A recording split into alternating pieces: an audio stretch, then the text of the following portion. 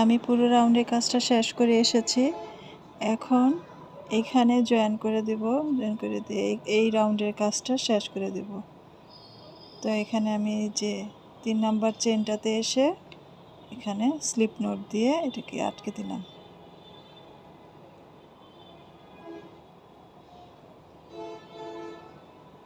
Slip note আটকে দিলাম, একটি চেন নিলাম।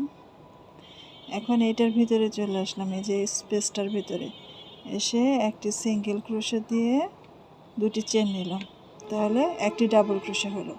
এখন এখানে টোটাল 7 ডাবল ক্রোশে করতে হবে।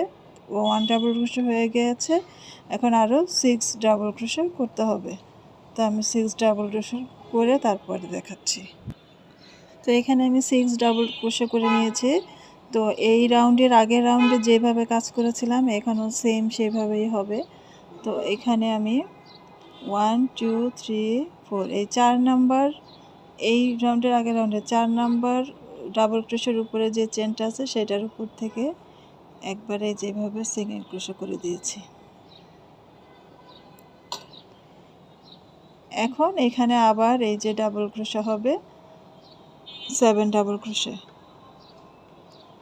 তো এখানে আমি 7 ডাবল ক্রোশে করে তারপরে দেখাচ্ছি কেমন হলো, এটার লুকটা কেমন। তো এখানে আমি 7 ডাবল ক্রোশে করে নিয়েছি, আর মাঝখানের এই যে এখন এখানে একটি সিঙ্গেল ক্রোশে করে দেব। তারপর আবার এখানে এই স্পেসে 7 ডাবল ক্রোশে হবে। অর্থাৎ এই রাউন্ডের আগের রাউন্ডে যে কাজটা করেছিলাম সেটারই রিপিট হবে এখানে।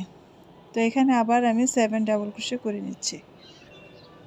তো এখানে আমি 7 ডাবল ক্রোশে করে নিয়েছি এবং এই আগের রাউন্ডে এইটা সহ একটা সিঙ্গেল ক্রোশে করব।